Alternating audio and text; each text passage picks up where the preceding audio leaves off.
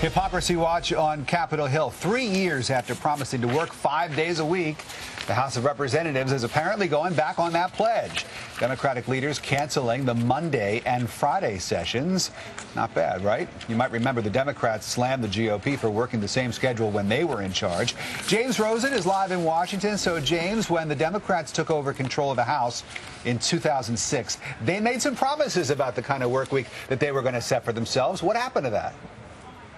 Well, you're right, Rick. Congressman Steny Hoyer, the Democrat from Maryland, who is now House Majority Leader, vowed in December of 2006, and I'm quoting now, "We're going to go to 5-day work weeks." Real lunch pail stuff. But an analysis by Politico.com finds that after a fairly energetic first half of this year, the Democratic-controlled House has settled into what Politico calls a, quote, rather leisurely routine of 2.5-day work weeks. Only one vote, for example, has been held on a Friday since the House returned for its fall session on September 8th.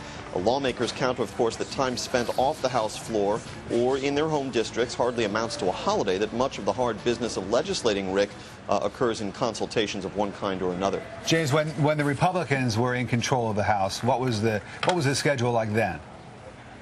Well, not much better than it is now. Some veterans of Capitol Hill that I've spoken with today say that when the GOP team of Denny Hastert and Tom DeLay, when that team was running the House, the schedule kept was even more relaxed than it is now. And the reality of this issue, Rick, of a seemingly lackadaisical Congress is one that reflects equally poorly on lawmakers from both parties. It may help account for why, according to the latest Fox News Opinion Dynamics poll taken just 2 days ago, 66% of Americans disapprove of the job that Congress is doing.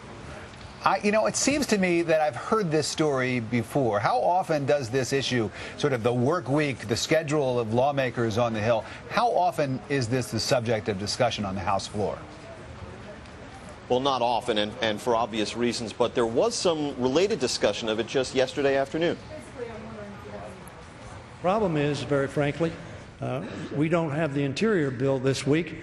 We don't have some other bills because frankly, we can't get 60 votes to consider them on the floor of the United States Senate. I think that's lamentable.